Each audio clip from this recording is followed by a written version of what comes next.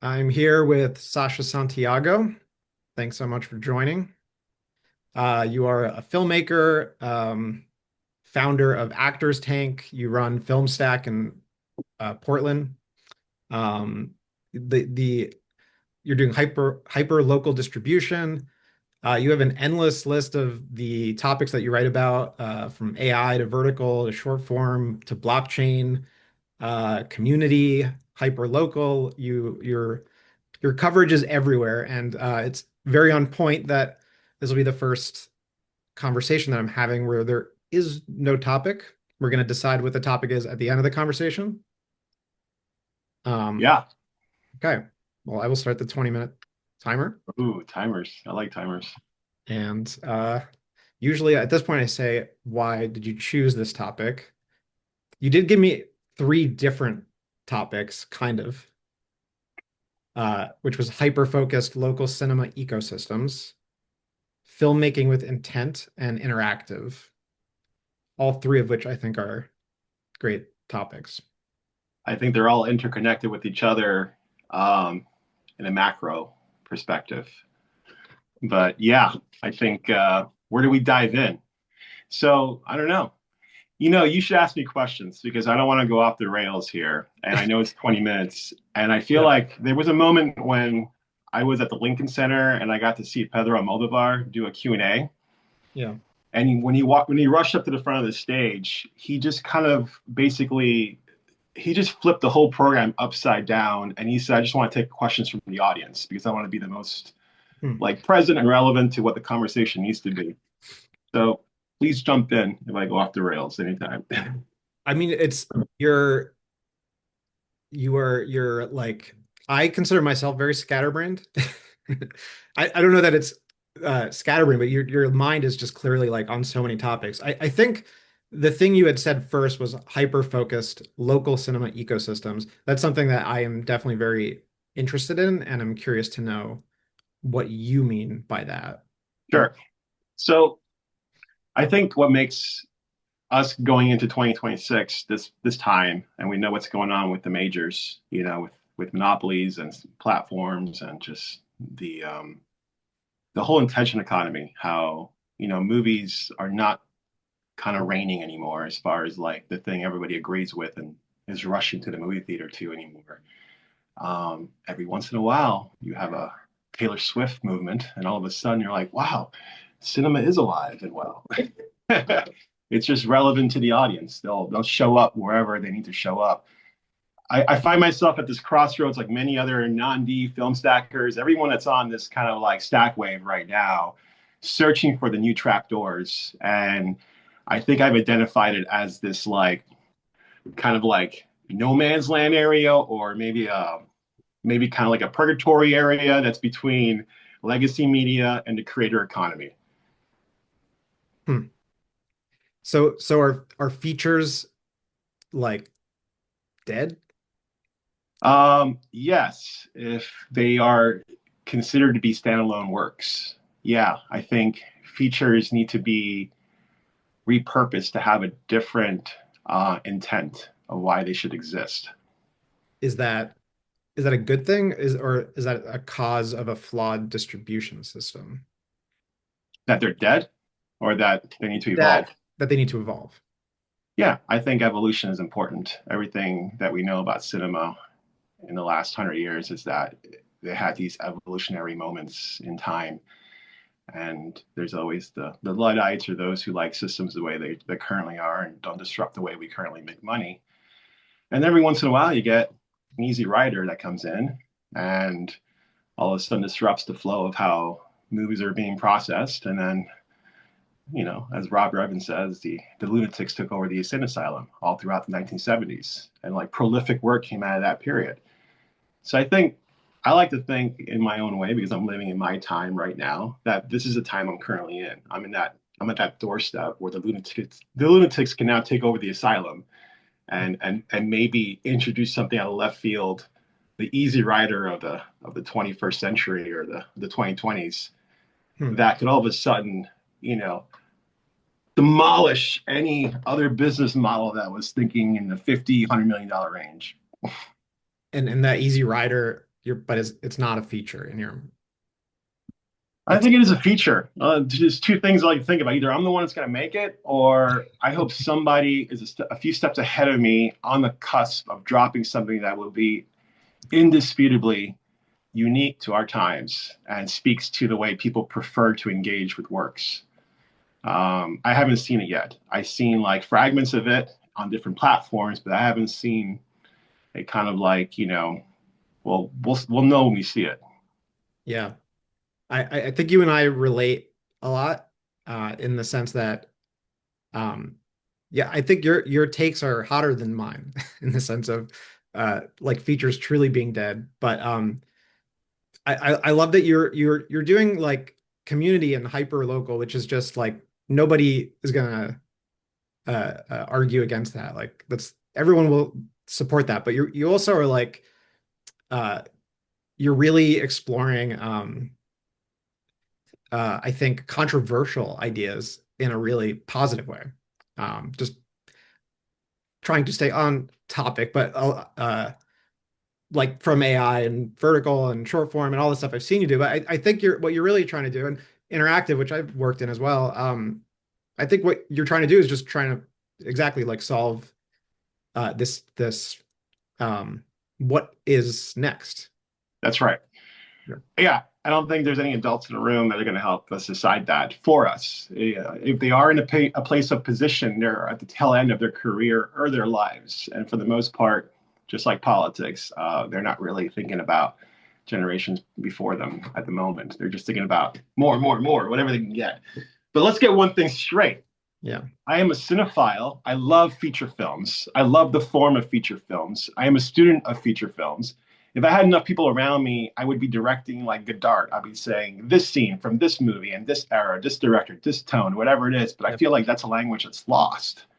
Last night, I got to meet a guy who was a DP for. I went to this like mixer, and I got to meet the guy who was a DP for To Die For and My Own Private Idaho. And the moment I met him, I was like, I am meeting an artist. I'm like, I know your shots. I know the rhythm of your movie that you were a participant in cultivating. And all of a sudden, like the cinema in me just like, oh my God, yeah, that's what I want to make. Yeah.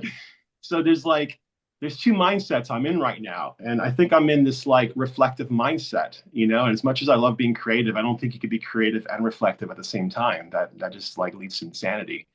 But I do feel like I do have 20 years of guerrilla filmmaking in me. So it's like you can put me in the trench. I know what to do with the camera. I know how to draw a performance. I know how to write a 3-page versus a 6-pager versus a 25-page script. I know what the length would take to make that. I know what it would be like to make it on my own versus working with the team. So like all that, it comes from just, that's not flexing. That just comes from like being in the field. Like, how that operates and your mind moves quickly like that. And like where I'm at right now is like, what is the new path of cinema? You know what I mean? It's not reinventing wheels. I think it's more about connecting dots. So when I think about that, I think about tech. I think about software. I think about the evolution that we're currently in with AI. Massive tech conglomerates, like they're building and they're using these great tool sets, and they're disrupting, business as we know it. And perhaps next 2 or 3 years, 4 years, things going to look drastically different than we're prepared to even start accepting. Or it could be a bubble. I don't know.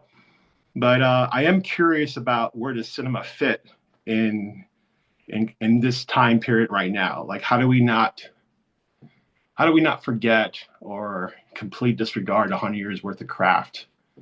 How do we honor that and also not give a shit about it where it pins us down or weighs us down to try to preserve this kind of like artifact of what cinema is.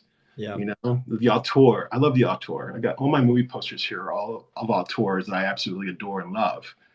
But it's like, I'm going off the rails. You better hold Well, it. I think both. I think like my personal opinion is like I think feature films.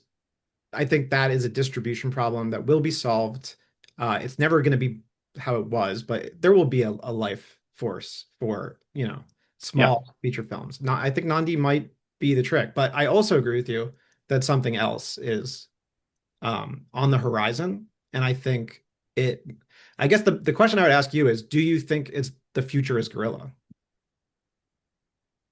The terms are interchangeable in my opinion. I think it's Let me be clear, not the uh, future, not the future of feature films. What I'm saying, this like other mysterious uh, I future. think it's yeah.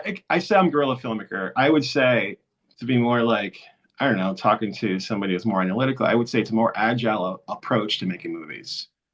So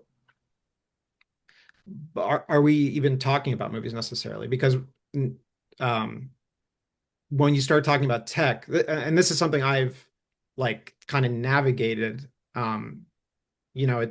it starts to get harder and harder to keep it like guerrilla for lack of a better word. But I think that that's kind of what is needed to make real cultural change. So it's yeah, that weird like push and pull of like it's not going to be a giant company probably, um, yeah, but I'm not arguing with that. Yeah, it's definitely going to be like these micro speedboats. It's not going to be these big vessels that take 16 months to turn around.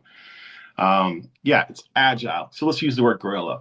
So as a guerrilla filmmaker, you have access to state of the art equipment. All right, you can make cinema today in less than 5 minutes look like the yeah, stuff that people were just working months and years to achieve. You can actually technically achieve and capture those images. Now it comes down to the story, it comes down to the performance, it comes down to all those things. And then, once you have a beautiful piece of cinema or a film, then the biggest dilemma is how does it actually land with an audience? How do you engage with an audience?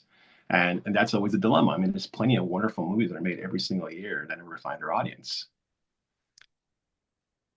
you're I want to dig more into like you said that you've seen parts of what you think this future is. Yeah, I I'm think, yeah. So let's go back to maybe the what do you call it, the tentative title of the thing. So we're talking about hyper yeah, local I'm more film. curious about this other thing because not too many people are talking about this, and Okay, you are doing so many different things. I'm wondering like what are you seeing uh, that does feel like it might be part of what's next? gotcha. So there's a thing where we keep saying do things without permission, go and Yeah. not don't wait for permission. To bring some context to that, what exactly does that mean? Some people find the safety in waiting for permission because it means that they won't necessarily have to risk failing. And the longer you prolong the need to get out there and start building a movie, the longer you prolong the opportunity of not of maybe realizing what you might know already about yourself and others might find out. So, as a guerrilla filmmaker and as anybody who's a storyteller today, I think the idea is to put yourself in the mosh pit as soon as possible and start building movies. And if you think going to some other location other than your hometown or some other country or some other marketplace is the solution, I don't think it is anymore because obviously the world has become more and more decentralized. It's probably more beneficial that you just kind of like hunker down wherever you might be, look outside your window and say, you know what? This is an untapped marketplace. It might be a population of like 300 people. It might be a population of 300,000 people. Yeah. But what it is that it's a node in a map that Netflix and all the big people have, and they'll either put that one into a bucket of 1,000 other nodes that says these are all small town American nodes, or Portland, throw it in with Austin, throw it with all these other like mid-tier kind of like cities that are not real cities, not like LA or New York or Chicago. Yeah. So they're looking more at things in this like it's more of a global mindset. And I think if a NonDē slash film stack enthusiast is looking for their next path, I think they need to start thinking smaller. They need to think a little more hyper locally is what I like to like call it. So figure out how you can revolutionize your hometown in a different way through the art of filmmaking. And some people say, like, where does that start? Where it's sales. You got to go to a place, wherever a place that needs some kind of like solution to either bring more business into the door, bring more attention to their cause, or send a signal out that they're providing a product or service to the community. So these are kind of needs that need fulfilling in some fashion. And one of the best ways to do this is through videos, is through making movies. Some people call it commercials. But if you are an artist or a storyteller, maybe you can come in and offer a different narrative structure that indirectly kind of like supports the service or product, Yeah. but it doesn't necessarily feel like too on the nose with that. I mean, it's already happens. I mean, product placement is a thing in feature films. That this is another thing I think that is like that your mind is just very sharp at capturing. People will sort of kind of like look away from commercials or just something that is strictly marketing and try to separate the two. It's already entered uh, Yeah, the feature film ecosystem for a long time. yeah, So I mean, even independent making, like I was on some sets maybe like 20 years ago, and I remember Red Bull was like a very big, uh, like they were known. I was like, I had like a little network, and I like would hear from people like, you want to get free, um, like I don't know what they offered exactly. Maybe just Red Bull on set. I don't know, but like they were known as like one of the companies that you call, and I think it really helped their brand. Um, but yeah, I wonder how that works because it's a really tough thing to navigate as an artist. I guess what we're finding out is that artists gonna have to be entrepreneurs. Is there any like can artists ever just be artists again for filmmakers at least? sure they can, but they're gonna have to make some kind of compromise. Like they're gonna have to go get a job somewhere else to make some money. I mean, artists are incredibly necessary. Artists have a different lens to the world that we all need. Otherwise, sameness of anything looks is terrible. So I think the artist having to struggle is a big component to their craft. I think in some fashion, every artist that struggled that we both know their names. Always look back to that period of their struggle as like the moment that shaped them in some fashion. So, no, I think artists are incredibly necessary. But I think the difference is now, unlike any other period of time, is that because of the tools and because of the empowerment that everyday people now have, everybody's now becoming an artist. Like everyone can just slip their face in some narrative thread, and they're now the star of Indiana Jones instead of Harrison Ford. Like that's an interesting future to start like competing against. Like how do you cut through all that? That's going to be a major attention grab. The AI evolution. Yeah, and but it's the other side of that same coin too. It's not just everyone is becoming an artist. Everyone is also becoming at Content. least what I'm sorry. What are you going to say? I was gonna say like entrepreneurial, Yeah. like is having to face like the business side of their art. Like yeah, I'm thinking Yeah. even Substack and like writing meets some kind of like you can't avoid it. You can't avoid it today. No, you can't. Otherwise, like if a tree falls in a forest, it doesn't, if nobody's there, you don't hear it kind of thing. So you could be pounding away in your basement and building something phenomenal, something that's of your time, something that defines your generation. And if it's not on social media or Substack, it doesn't exist, right? I wonder then like are the whatever these new great artists are going to be. Um, you talk about like auteurs of filmmaking like Godard. I think of Stan Brakhage as somebody who's like really like sort of epitomizes the starving artist filmmaker who really tried to understand the medium. Uh, do you think the medium is going to be very important? And what do you think um, like? yeah, the medium is important because the medium speaks to a preference. So you have to recognize what audience would prefer to see what medium. Obviously, there's people that have a massive appetite for short form content, 60 to 90-second TikTok videos that might be trashy, you know what I mean? But they're like guilty pleasures. And Yeah. I've met many people that have confessed that they like it. I like it. Don't tell anybody I like it. I like it. So that's like meeting the audience where they're at with their preferences. And then you got like me and like two other guys that show up to like, a Richard Linklater film in the movie theater. We're the only three Yeah. people in the theater and we're totally devouring that. You know what I mean? We love what happens, up there on that screen. And, but that takes a little bit of effort to do that. So I think the question is like, if you're going to make something, and we keep throwing this word signal around, which I really like. I first heard the word signal when I was talking to Jeff Gomez, because I was like, I mentioned I interviewed him. So we did a really good interview session. And he talked about the importance of somebody not necessarily trying to replicate what's already out there, because obviously, you know, what use might that be other than just congratulations from your mom that you can make something as good as anybody else. Um, but it's about finding your signal. Like, what is it that's unique about you? What is it about, the way you see the world and how you've educated yourself, that you have a perspective of some kind? It may not be something that's completely realized. And you might use the medium of film to discover how to express this. And you might not get to the until the second or third or fourth film that you make that you're like, oh, this is what I'm trying to say. And that's the process of filmmaking. I mean, wonderful, like Alfred Hitchcock. I think he made like 10 or 15 films before everybody started knowing his name in England. So it's like that's an interesting process.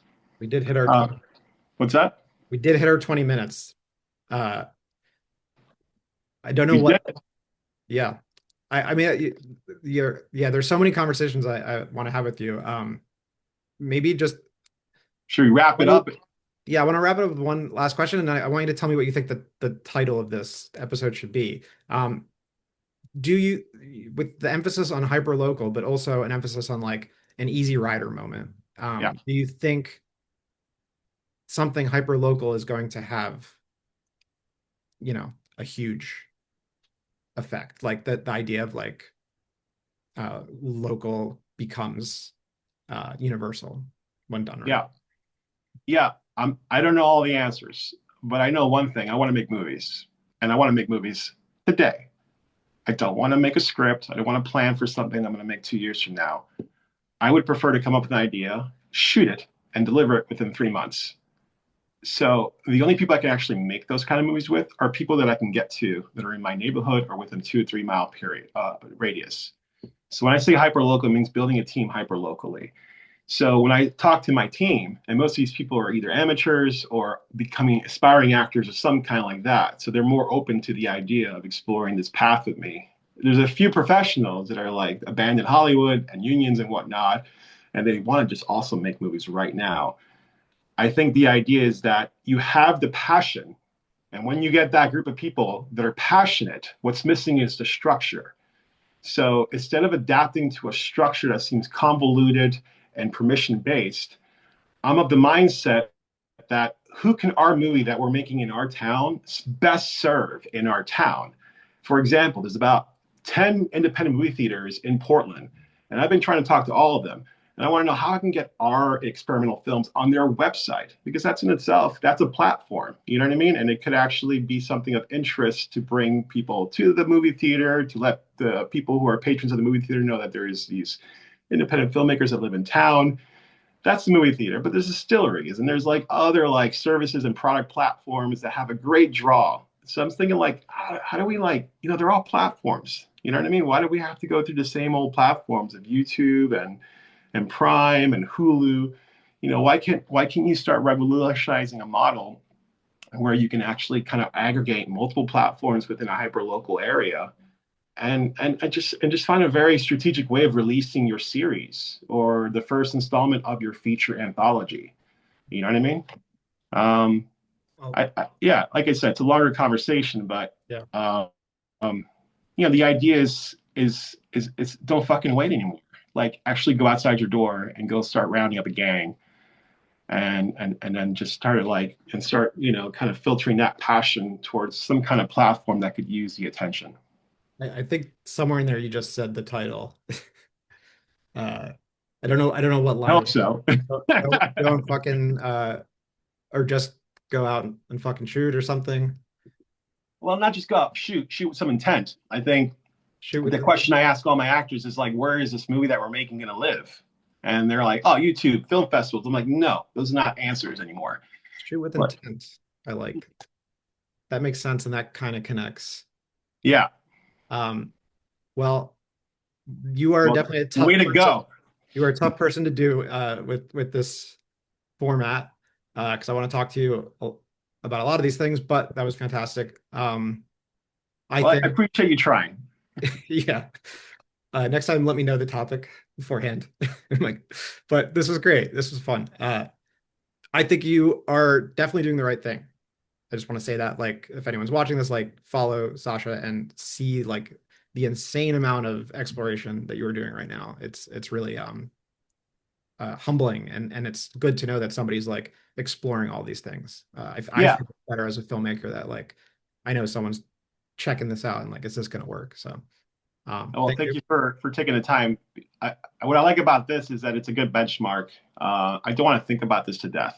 It's important that there is evidence of productivity, even if it's like shit.